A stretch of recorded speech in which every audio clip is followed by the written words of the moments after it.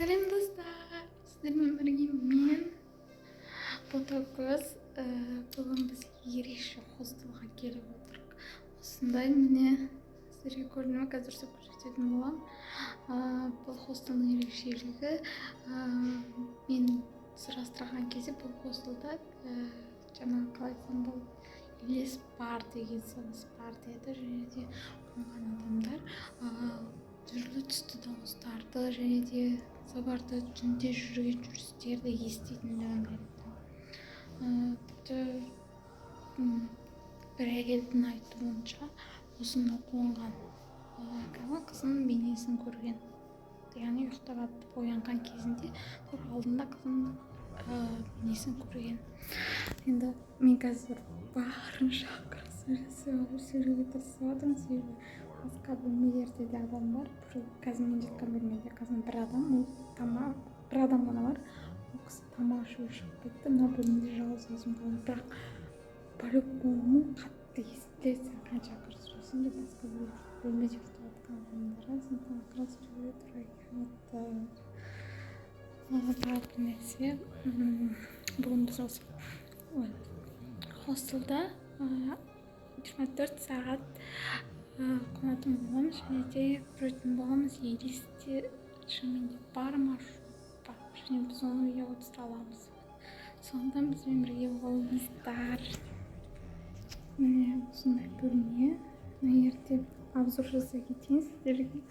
Мына жерде шкаф бар. Қасында телевизор, тумбочкамен, зарядка артында. Мына жерде төсекте мен жатырмын. Мен киімдерім. Мына жерде бір кісі жатыр. Тамақ ішуге шығып кеткен болатын. Мына жерде осындай стол, тамақ ішуге арналған. Және де тағы да осындай екі төсек бар. Әр төсектің қасында осындай кішігірім тумбочка бар. Бұл бөлмеде кондиционер жоқ. Терезе тұр, мынандай ғана терезе ашып қойғанбыз, бірақ іші ыстық, жылы, бірақ қапырақ болады өте. Сондықтан кішкене терезені ашуға тура келеді жататын кезде 5 минутқа. Және сіздерге көрінбеймін білмеймін, бірақ көрсеңіздер, бұл жер жады вокзалының қасында орналасқан. Осындай комната суреттермен әрленген. Тағы да барда кетері жады едесіне бар деген келмеуін болса. Қызым барды де тамақ ішуге кетті. Достарым енді қонып қалуы мүмкін. Өте қорқамын елестерден. Әсіресе қараңғыдан қорқатын адаммын. Білмеймін қалай болатынын. Енді жады вокзалға жақын болған, тура жады вокзалының ішінде орналасқаннан кейін бұл жерде пойыздардың дауыстары өте қатты естіледі. Және де адамдар көп жүрсін де естілуі мүмкін. Мен хостелдің жаңағы администраторынан да сұрадым, ол тоже растады. Камераға, яғни видеокамера түсіп қалған видеолары да бар екен. Енді видеоны біз ала алмаймыз, сіздерге бізде көрсетуіне болатын, дұрыс еткен жоқ. Бұл жақта ақырын сөйлеп тұрмын деп ойлайтын шыны керек. Себебі камераға көрсететін боламыз.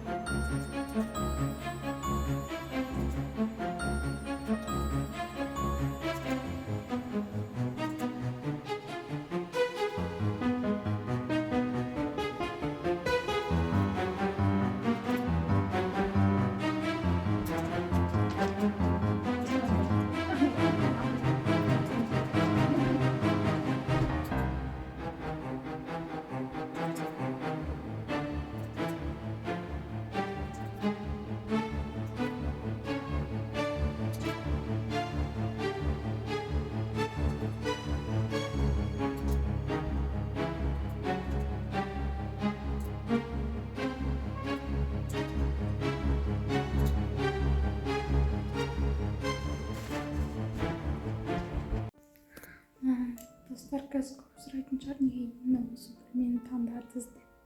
Себебі 16-шы комната подвалды жақта орналасқан.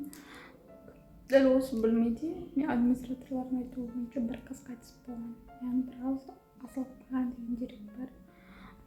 Соған байланысты осы бөлмеге орналасқан адамдардың көп қыздың бейнесін елесін көретіндігін айтқан. Сол үшін де осы бөлмеге орналасуды шештім. Бүгін көретін боламыз. Жаңа айтқан адам келді, көрсіздер кірген.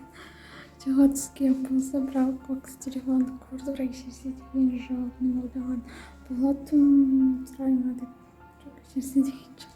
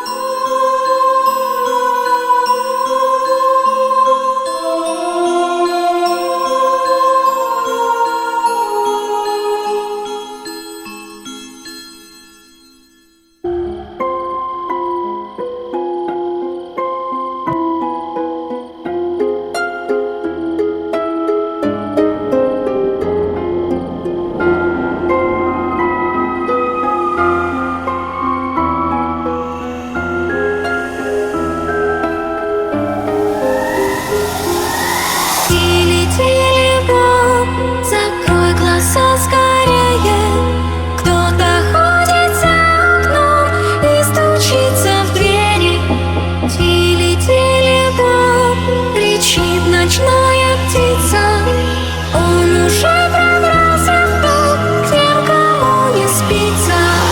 Тили-тили бом, ты слышишь кто-то рядом, притаился за углом и пронзает взглядом. Тили-тили бом, все скроет ночь немая. За тобой придется он, и вот-вот поймает. Тили-тили бом,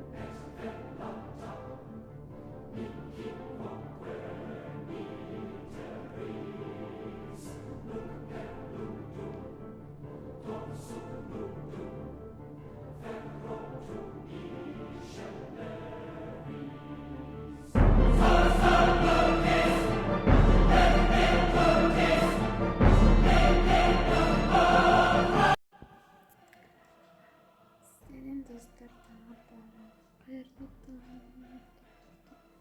Кәдімгіге қайтатын болам. Ерте тұрдым.